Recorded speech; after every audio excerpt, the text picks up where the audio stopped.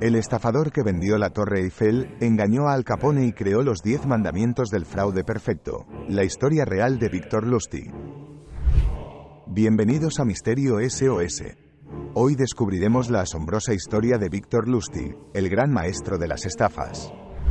Este intrépido estafador se convirtió en uno de los más hábiles del mundo, engañando a personas poderosas y vendiendo la Torre Eiffel 2 veces. También creó una máquina que supuestamente fabricaba dinero y logró estafar al temido Al Capone. Únete a nosotros en este fascinante viaje a través de las increíbles hazañas de Victor Lustig mientras te revelamos sus 10 mandamientos para el fraude perfecto. Desde su infancia en el Imperio Austrohúngaro hasta sus aventuras por Europa y los Estados Unidos, descubrirás cómo este astuto estafador logró vivir sin trabajar. Prepárate para un relato cautivador lleno de intriga, inteligencia y audacia. No te pierdas la oportunidad de conocer al hombre que desafió todas las reglas y escribió su propio destino. Comencemos. Victor Lustig hizo de todo para engañar al prójimo y vivir sin trabajar. Se hizo pasar por conde, engañó en las mesas de póker de los transatlánticos, inventó una máquina que supuestamente fabricaba dinero, remató 2 veces el monumento más famoso de Francia y le sacó miles de dólares al mafioso más poderoso de los Estados Unidos. Esta es su increíble historia. Hay personas que descubren su vocación bien temprano en la vida y Victor Lustig fue una de ellas. Hijo del alcalde de una importante ciudad del Imperio Austrohúngaro, inteligente y sociable, dueño de una educación refinada que le permitía hablar varios idiomas con fluidez, pudo haber elegido cualquier profesión o, como deseaba su padre, entrar en la carrera diplomática, pero apenas terminados los estudios secundarios, Victor ya tenía claro qué quería hacer: vivir sin trabajar. Para lograrlo, sin embargo, se tomó su trabajo, el de convertirse en uno de los estafadores más hábiles del mundo, capaz de vender la Torre Eiffel no una sino 2 veces, de capturar ambiciosos incautos con una máquina que supuestamente fabricaba dinero y que en sus primeras 12 horas de funcionamiento realmente entregaba billetes de verdad, de falsificar dólares en serio y hasta de estafar al temible Al Capone con una jugada simple que le permitió sacarle $5.000 de un saque y sin correr ningún riesgo. Se hizo pasar por conde y se movió por Europa y los Estados Unidos con 47 identidades diferentes. Aunque al final terminó en la cárcel, incluso detrás de las rejas se mostró feliz de haber vivido como había elegido y se dio el lujo de escribir un libro para legarle a la humanidad sus 10 mandamientos para hacer una estafa exitosa. Victor Lustig nació el 4 de enero de 1890 en Ostinee, la ciudad en la que su padre era alcalde. Era hijo único y la familia tenía para él grandes planes. Su padre soñaba con que fuera diplomático y por eso, apenas tuvo edad, lo envió a estudiar a Francia y Alemania, donde el joven Víctor conoció un mundo que no había imaginado.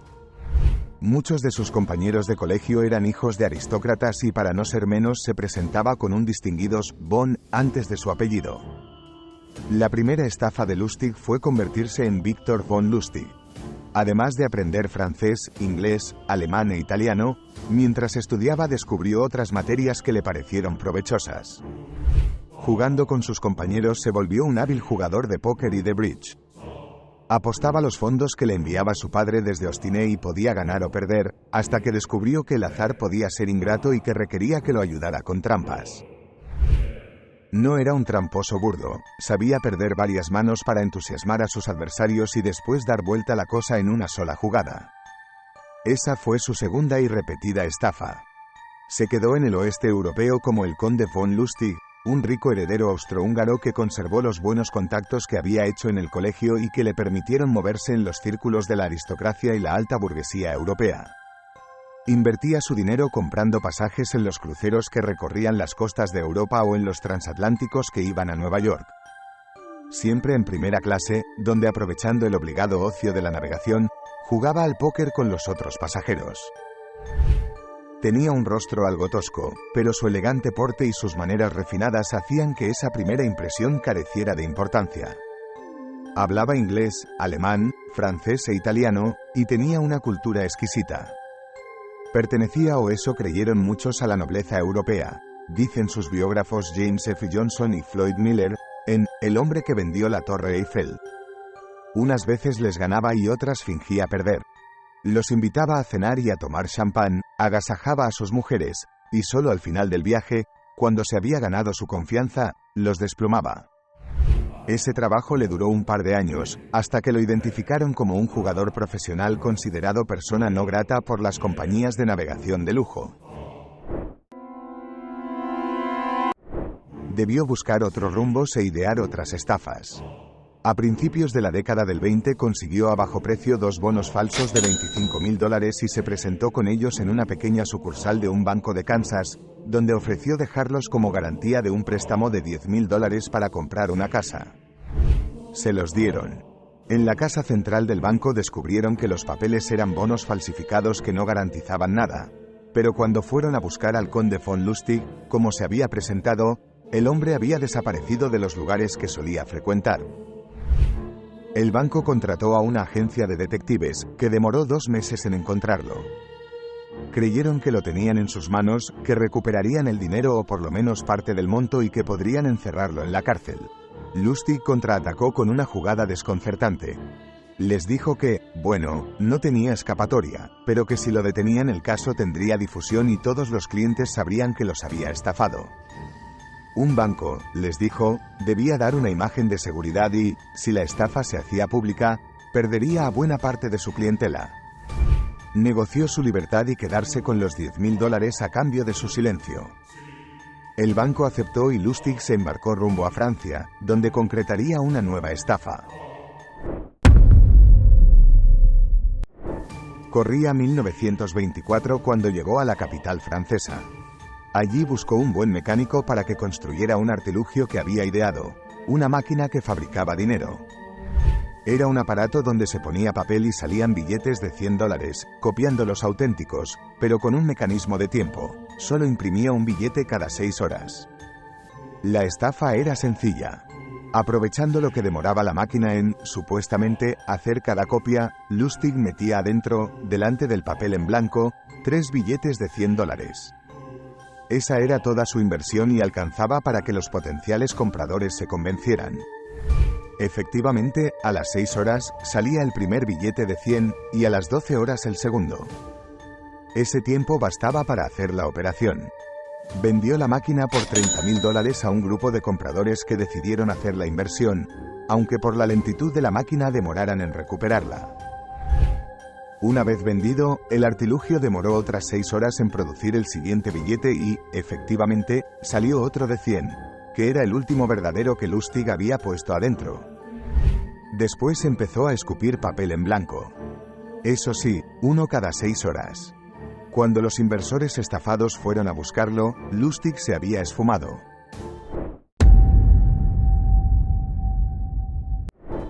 Volvió a París un año después, con otra identidad y el plan para una nueva estafa. En los medios se polemizaba sobre los costos de mantenimiento de la monumental Torre Eiffel, construida para la Exposición Mundial de 1889 y considerada en un principio provisoria, porque debían desmontarla en 1909 para trasladarla a otro lugar. Lustig se hizo pasar por un alto funcionario del Ministerio de Correos y Telégrafos y empezó negociaciones secretas con 6 empresarios a quienes les dijo que la idea del gobierno parisino era vender los hierros de la torre como chatarra. Mostró documentación falsificada y organizó una excursión en limusina para llevarlos a la torre en una visita de inspección. De los 6 empresarios, cayó solo uno, pero con eso a Lustig le bastaba. André Poisson era, indudablemente, un hombre ingenuo, y además no tenía conexiones con el gobierno de la ciudad para hacer averiguaciones. La esposa del empresario no era tan ingenua y quiso convencer a su marido para que no participara de la operación. Para hacer frente a la sospecha, Lustig organizó otra reunión y entonces confesó, como un ministro del gobierno, les dijo, no ganaba suficiente como para mantener el estilo de vida que deseaba, por lo que le resultaba necesario encontrar una manera de complementar sus ingresos. Esto significaba que sus negocios necesitaban un cierto margen de discrecionalidad. Poisson entendió que estaba frente a un funcionario corrupto del gobierno que quería un soborno. Y lo creyó. Le entregó una valija llena de dinero en efectivo a Lustig y al cómplice que se hacía pasar por su secretario privado, el estafador franco-americano Robert Arthur Tourbillon, también conocido como Dan Collins. Una hora después, con la valija en sus manos, los dos abordaron un tren con destino a Viena. Poisson no hizo la denuncia policial por 2 razones. No quería ser el hazmerreír de todos por su ingenuidad y, además, temía ser procesado por haber participado de una supuesta operación ilegal. Lustig y Collins intentaron vender nuevamente la Torre Eiffel a otro empresario un mes después. Esta vez el hombre sospechó y los denunció a la policía. Cuando hicieron la cita para que el comprador les entregara el dinero, sospecharon que algo no estaba funcionando bien y pudieron escapar. Lustig se embarcó, con otra identidad, rumbo a los Estados Unidos. No se sabe cómo Lustig llegó a conocer a Al Capone, pero sí cómo lo engañó, aunque no se puede decir que lo que hizo fue una estafa. Fue el propio estafador quien contó la historia cuando estaba en la cárcel. Según su versión, convenció al capo mafioso de hacer una inversión legítima de $50.000 que daría buenos beneficios y Capone le entregó el dinero. Lustig no hizo nada con los billetes y ni siquiera se fue de Chicago. Guardó el dinero en una caja de seguridad, lo retiró 2 meses después y se lo devolvió a Capone diciéndole que el negocio había fracasado pero que quería darle la suma intacta, aunque él hubiera tenido pérdidas. El mafioso más poderoso de los Estados Unidos quedó admirado por la honestidad de Lustig, que no se había presentado con ese nombre, y le regaló $5.000 de los 50.000 para compensarle las supuestas pérdidas que había tenido. Lustig se reía cuando contaba la historia en la cárcel. Porque después del episodio de Capone, las estafas de Lustig empezaron a fallar y cayó 2 veces entre rejas. En 1929 volvió a Europa y se instaló en París con una identidad ficticia que le permitía presentarse como un rico banquero norteamericano. Pensaba vender bonos estadounidenses falsos, pero en julio de ese año la policía lo descubrió y lo detuvo. Sobornó a un carcelero, cambió de identidad y pudo embarcarse nuevamente a los Estados Unidos, donde intentó una nueva estafa. Esta vez se radicó en Nebraska y se asoció con un químico llamado Tom Shaw, a quien convenció en hacer placas para fabricar dólares falsos. Mientras Shaw hacía los billetes, Lustig organizó una red de distribución que hizo circular una cantidad incalculable de billetes falsos por todo el país. Algunos de los distribuidores fueron capturados, pero el gran estafador se mantuvo impune durante casi 5 años porque había armado la red de manera tal que nadie supiera quién era ni dónde estaba. Lo capturaron la tarde del 10 de mayo de 1935 por una denuncia anónima. En realidad, Lustig había cometido un grave error: engañar a su pareja, Billie May, con la amante de Shaw, una chica más joven llamada Marie. Billie May no pudo soportar el engaño y lo entregó. Entre las pertenencias de Lustig, la policía encontró la llave de un armario de la estación de Times Square y, cuando los investigadores la abrieron, descubrieron $51.000 falsos y las placas con que los habían fabricado. El día del juicio, Lustig pudo escabullirse del edificio de la Cámara Federal de Detención de la ciudad de Nueva York, pero lo recapturaron un mes más tarde. El jurado lo condenó a 20 años de prisión en la cárcel de máxima seguridad de la isla de Alcatraz, en California, la famosa roca de la que nadie podía escapar. En la cárcel, Lustig pasó el tiempo contando las historias de sus estafas e incluso escribió los que llamó los 10 mandamientos del estafador: escuchar a los otros con paciencia, no mostrarles nunca aburrimiento, esperar a que la otra persona revele sus opiniones políticas y a continuación mostrarse de acuerdo con ellas, dejar que la otra persona muestre sus opiniones religiosas y a continuación mostrar las mismas opiniones, hacer una mención del sexo, pero no hacer más alusiones a ello salvo que la otra persona muestre un fuerte interés por eso, no hablar nunca de enfermedades, a no ser que la otra persona muestre interés por el asunto, nunca husmear en la vida privada de la otra persona, ya te hablará él de eso con el tiempo, nunca presumir, deja que tu importancia sea obvia para tu interlocutor, no ser desordenado, no emborracharse nunca. Víctor Lustig murió de neumonía el 9 de marzo de 1947 en el Centro Médico Federal para los Reclusos en Springfield, Missouri. En su certificado de defunción, en la casilla Ocupación, figuraba como aprendiz de vendedor. Y hasta aquí el vídeo de hoy. La vida de Víctor Lustig fue una historia fascinante de engaño, astucia y audacia. Desde su infancia en el Imperio Austrohúngaro hasta sus estafas en Europa y los Estados Unidos, Lustig demostró ser un maestro del fraude, vivió la vida que había elegido y dejó su huella en la historia de los más grandes estafadores. Su increíble habilidad para manipular y seducir a sus víctimas lo convirtió en uno de los estafadores más famosos y admirados de todos los tiempos. La historia de Viktor Lustig es un recordatorio de que la inteligencia y el ingenio pueden llevar a engaños sorprendentes y cautivadores. ¿Y tú? ¿Serías capaz de vender la Torre Eiffel 2 veces? ¿Y de engañar a Al Capone? Déjame tu opinión en los comentarios y dime qué te ha parecido esta historia y si conocías este caso. Y si te ha gustado este vídeo no dudes en suscribirte y darle a la campanita para no perderte más contenido como este. Hasta la próxima.